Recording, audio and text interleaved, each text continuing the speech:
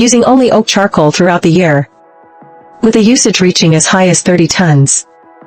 Just for making barbecue, it can burn through an entire mountain of firewood.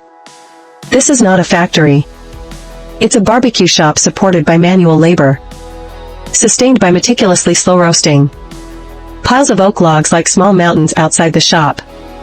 Every single log must be split manually. No gas and no electricity used, relying only on the high-temperature charcoal from burning oak. This charcoal heat is powerful and stable, most suitable for the final stage. But the trade-off is very real. Labor costs are high and the speed is slow. You see this row of lamb, with ribs being scraped clean one by one. This is the trimming for French lamb chops, removing the extra fascia, and clearing away the scrap meat, to reveal the bone. It's not for a premium look, but to ensure it heats more evenly, so it isn't gamey when roasting. Look at this layered pork belly. First, use kitchen paper to wipe the blood from the surface, and dry off any excess moisture. This part is crucial. It avoids oil splattering during roasting, and lets the meat be charred and aromatic without being dry. Good knife skills decide the texture before the roast. The pork belly is scored before truly hitting the grill. For this step, many people think it's just for aesthetics, but actually, its role is to let the oil flow out through the cuts, letting the heat enter the meat faster, and preventing the whole piece of pork belly from curling. Simply put, this is a cutting method meant for charcoal fire. Next is the pork belly with skin. It is not roasted directly, but cut as a whole piece first. Why? Because of the 13-layer structure of the belly. One must confirm the ratio of skin, fat, and lean thickness to know the proper way to roast it. Before the barbecue is served to the table, what the staff handles first are the side dishes. And they are no ordinary side dishes. Behold the wild mountain ginseng. Fresh wild ginseng is put into the machine for repeated washing, because this kind grows in the earth.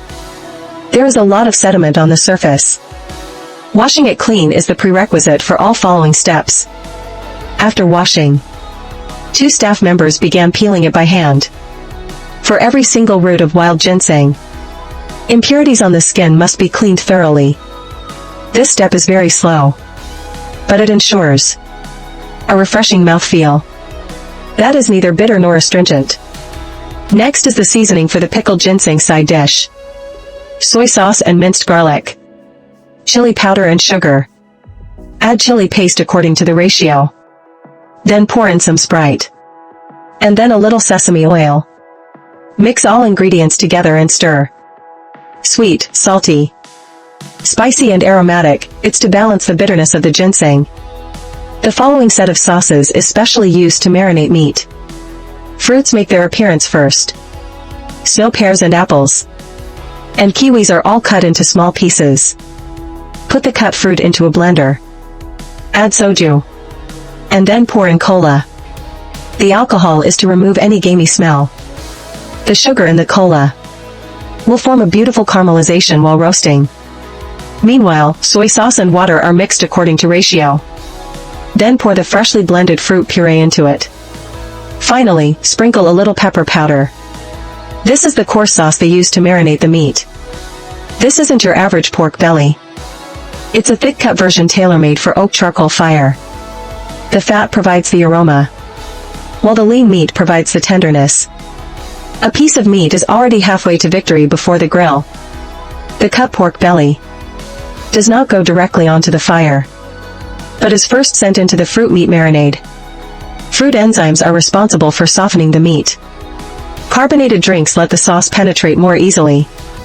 By the time the meat truly hits the charcoal, the fragrance has already been locked in advance. Many of you might be a bit confused here. Wasn't the meat just ready? Why suddenly start splitting wood again? But this step is the character of this shop. All the logs you see now are pure oak, split one by one, with no machine as a substitute. This isn't to look good on camera, but because the size of the wood affects the subsequent burning speed. No part of the splitting process can be rushed. Only good wood is qualified to enter the charcoal equipment. A sealed, high temperature, and slow burn. Not pursuing a violent fire, but pursuing consistency from morning until night. Producing your own charcoal has only one main benefit: stability. The charcoal temperature, the burning duration, and the heat size all can be controlled in one's own hands. The boss insists on not using industrial charcoal. Every piece of charcoal is slowly burned from original oak logs. Oak charcoal reaches high temperatures, steady heat, aromatic fragrance, and clean. It is the most expensive in traditional barbecue, and also the most exhausting method for this kind of thick-cut barbecue. Without a perfect fire, the meat is wasted. Many shops adapt to the fire, but this shop disciplines the fire. The roasting charcoal can burn steadily for a long time. This step determines the flavor of all the meat thereafter. When the meat is brought out, the center is still pink. Don't worry, it's not a failure. It's intentional on their part. When the barbecue is on the table, the fire is before you, and the meat is on your rack, you will discover a terrifying thing. No matter how you grill it, it won't be bad, because the meat has already been seared once. Whether you're a novice or eating this kind of charcoal barbecue for the first time, it's very hard to ruin the roast. This isn't a coincidence. It's by design. Now look back at them. Why did we need to cut those individual score marks earlier? The score marks don't cut all the way through, but they are cut just to the right point. So during the secondary roasting, the heat can travel inward along the knife edges. The meat cooks evenly. The fat renders out cleanly, tasting fragrant on the outside and tender on the inside. The processed wild ginseng is placed in the sauce for pickling. This side dish isn't about being heavy, but about a refreshing, slightly bitter layering. Bitter, crisp, and clean. Specialized in cutting through the greasiness.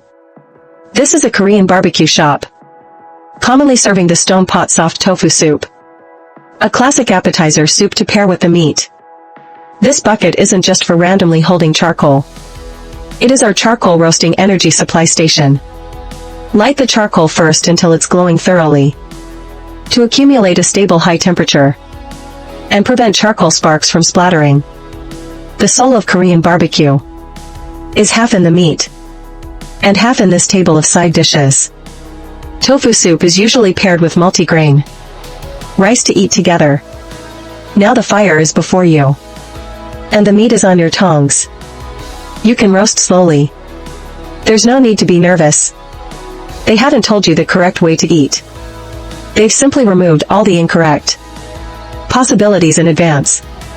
What remains is just the meat and you. This shop actually isn't complicated. No flashy plating. No social media gimmicks.